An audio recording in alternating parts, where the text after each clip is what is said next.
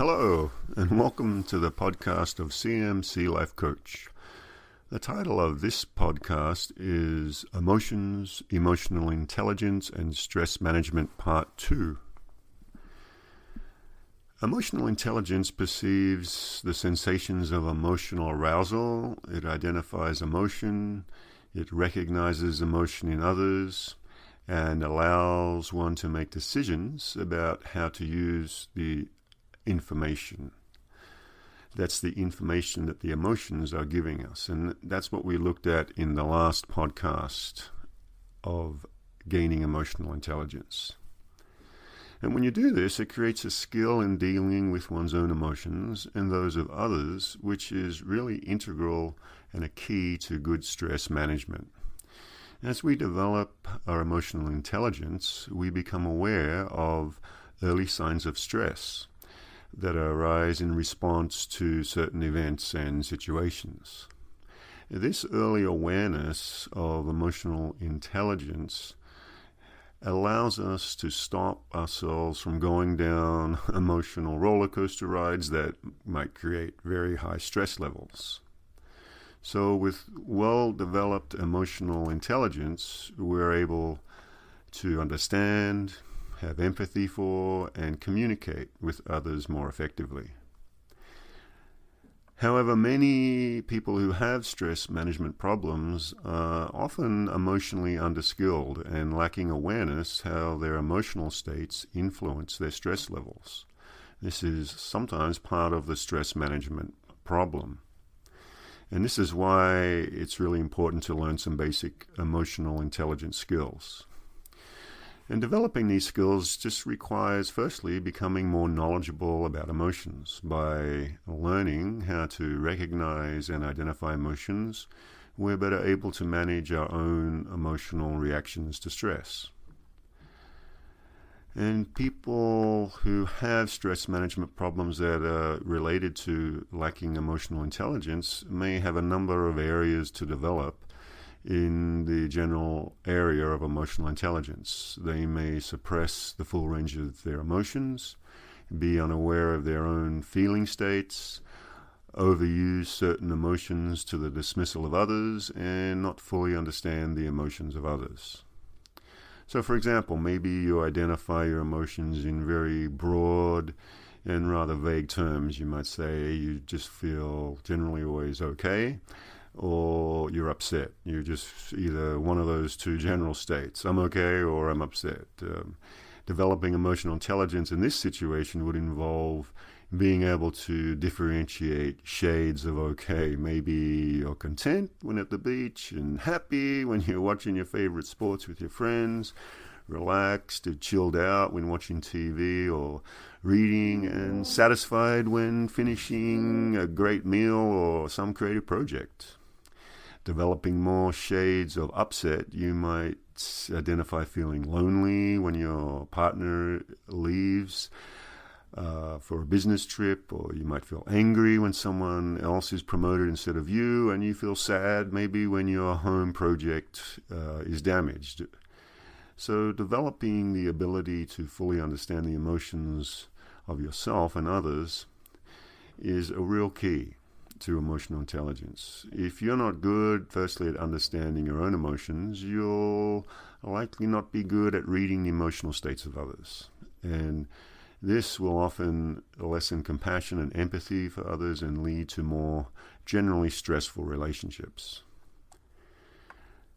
So misconceptions of the emotions of others, because you're not reading your own emotions as well, can lead to negative judgments and unrealistic positive judgments. So you might say unrealistically, oh, I can tell by the look on his face that he doesn't like me. Or it might be, I can tell by how she looks at me that she must love me. It might be completely way off target with those, but really think that because of the way you're perceiving your own emotions. So let's look at, given that we're increasing the awareness of our own emotional states and thinking of it in more shaded terms, in a broader range, let's look at managing emotional reactions to stress. So when you begin to increase your knowledge of emotions, you're going to be able to use emotional intelligence to make better responses to stress. So in order to effectively manage emotional reactions to stress, you gain better perception, understanding of your own, and you become able to reason with emotions. And let's illustrate this in a following example. Step one, you recognize your emotional response. So when faced with a stressor, in the previous example we'd used, disrespectful, coworker. So let's use another example of something that feels like you're being betrayed or disrespected. So for example, let's say you tell a secret to a friend and you later find out they told a coworker a secret when they went out after work and maybe got drunk or something, and then you find out, your heart begins to race and you're sweating thinking, oh my God, I'll never forgive them for telling my secret. I'm going to tell his partner about his affair with the so-and-so. So you start kind of freaking out, getting angry, plotting revenge.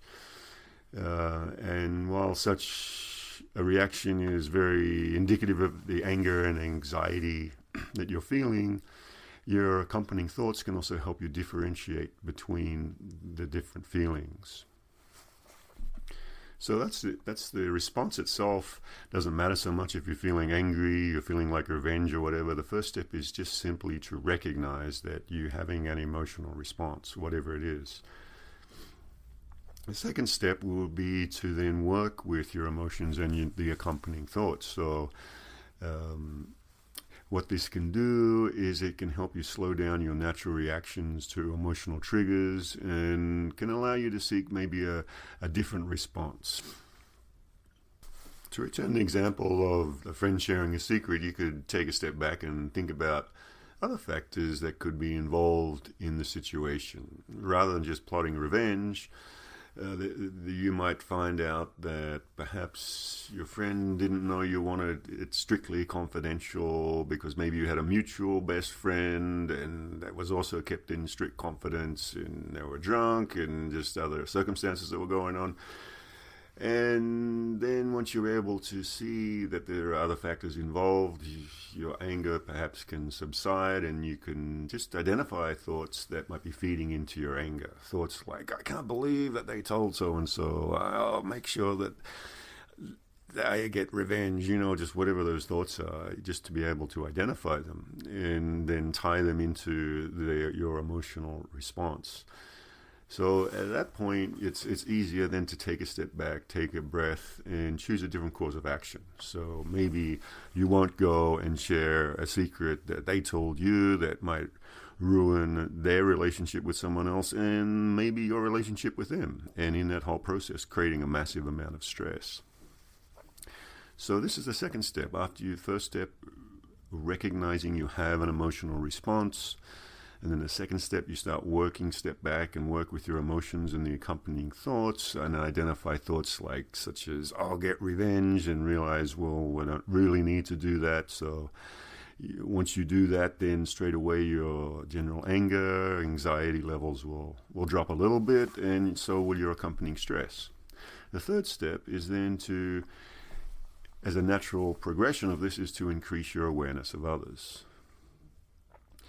So, and this is a critical part of emotional intelligence, being able to perceive the emotions of others. And this is a necessary part of managing your emotional response to a stress trigger, like the example we used of someone sharing a secret and you finding out that's a stress trigger. It triggers anger, anxiety, stress, and accompanying thoughts. Now, by increasing your awareness of the thoughts and feelings around a situation and of others, you'll be able to respond appropriately to a potential situation of anger and anxiety. So again, returning to the previous example, well, you maybe immediately assume that your friend told your secret out of some ill will, feeling that they had to you or spied or something, maybe you'd had an argument the day before or something. And you just assume this is why that it happened that way, sparking your anger, your desire for revenge, and all of those stressful feelings. However, as you would able to step back from the situation and look at it and increase your awareness of the situation, you start to realize that they weren't acting out of spite and ill will towards you, but they simply made a mistake of being too drunk and under a lot of emotional stress themselves, perhaps, and telling another intimate friend who was often privy to your same secrets, something of that nature. And so then the irritation or frustration, feelings of rage and anger can subside a little bit, and more appropriate behavior can result. You can communicate your feelings to them, tell them that you're disappointed, you don't want them, expressing secrets to anyone except you, or something of that nature. And a totally different response with way reduced stress levels. So by increasing knowledge of our emotions and becoming aware of emotional responses in ourselves and others, we're better able to access our initial reaction, our initial emotional reactions when it's happening and occurring. And this often is when great stress is caused. The initial moment you feel like, they told my secret, I'll get them back, and that whole stressful train of thoughts and emotions and anxiety. So that's a really brief introduction into emotional intelligence, but I've outlined the basic keys you need to start beginning to practice in order to develop it. And just to go over it very briefly, remember to do these three things: to firstly recognize your emotional response as it's occurring, and then work with your emotions and accompanying thoughts around the situation, and increase your awareness of others. And when you learn to do this, you'll naturally increase your emotional intelligence, and therefore naturally also reduce your stress levels. This is the podcast of CMC Life Coach. I want to thank you for listening and look forward to chatting with you in the next podcast.